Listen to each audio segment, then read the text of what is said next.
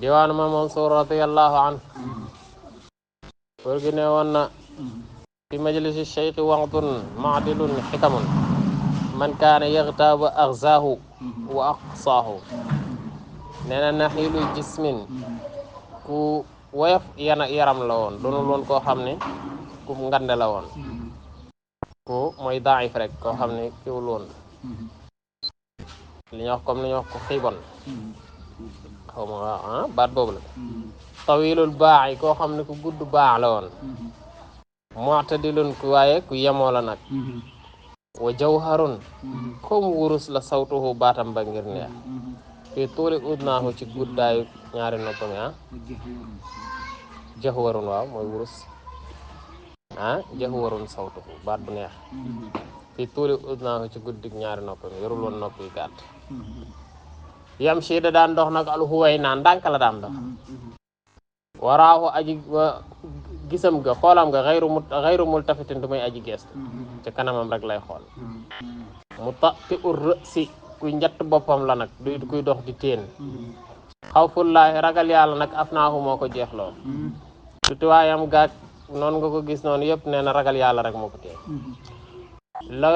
la nga xam ne moo ko yóbbu ci fanatique ba munta gestu di xool li nekk ci kanamam ragal yàlla gaa tax wallaw nu nee na jëmmi Cheikhul Xaaji Maalik melokaan ba ahmarun nee na daf daan xonq tawran yenn saay day mel ni nit ku xonq su maas wa doon topp mu daal di ñu taaratan beneen yoon mu daal di mel ni ku ñuul su la lool da nga dem fale sa waay salte yow léeg-léeg nga xool ko mu ñuul léeg-léeg nga xool ko mu xees wa baynahuma léeg-léeg tamit mu nekk ci diggante bi xanaa day mel ni ko xeereer kama faahu comme ni nga xam ne noonu lañu ko waxee xalilu dexkin ku néewoon ay reetaan la bëriwul woon lu muy reetaan xasimul wajhi ku rafetoon xar kanam la du xafarin borom kersa la woon xasimul wajhi dañuy wax wajhun xasimun te wajhun jamilun wa jidduhu ni'mat sajayaahu nee na wa jidduhu farloom jadduhu moo ko may darajaam mooy darajaam daraja ju mu àgg rek ak farloom moo ko fa yóbbu ni'mat baax na sajayaahu jikkoom yo melokaanam yo maa maddati du tawul tàllal rijlayhi ñaari tànkam fii qawmin bu nekkee ci ay nit du nekk ci ay nit di toog di tàllal tànkam ijëj tamoo bu ñu dajee hakata noonu la koy defee tamit def fi xalwatin bu wéetee tamit kon daawul toog di tàllal tànkam dara taxul woon nag lu dul min xaw fi mawlaahu ngir ragal gu mu ragaloon borom hal tara ndax daan nga gis nafsatan tëflit min fii di tukkee ci gémmiñam yabu suqaha goo xam daf ko daan tëfli baynal malaa ci diggante suuf mooy ci kaw suuf bu kitaabullahi téere yàlla bi dikruhu mooy dikkaram fu mu toll mi ngi tudd mooy waxam lu muy wax rek alquran la aw ishtaha wala mas nga koo gis mu foytu daw dara mu am bànneex ci dara aw araada wala nga gis ashay ambir taarifuhu mu di ko xam si walladi lu dul ki nga xam ne xalaqal insaan loo xam ne daf koy xam lu bokk la mbiru yàlla neen si walladi xalaqal insaan sawaa ko nga xam ne moo ko yemale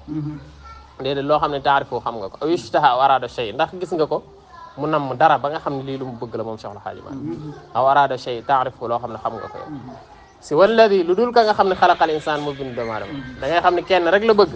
yitteem tamit iraadaam nammeelam lépp li jëm ci borom bi tabaraka wa taala lam yaftaxil ayna fi dunya li zinatiha wa lam yulaaxid siwa ma allahu yardaahu nee na lam yaftaxi daawul ubbi al ayna bëtam mooy daawul xool fi dunya ci àdduna li zinatiha ngir taaram zinatu dunya nee na loolu yoonam nekk ci woon walam yu laaxis daawul gendeeku tamit si waam allah yardaahu lu dul li nga xam ne ngërëmul yàlla ca la nekk ci la ko yàlla di gërëmee min kulli ma amara arrahmanu mu'tamirun muy aji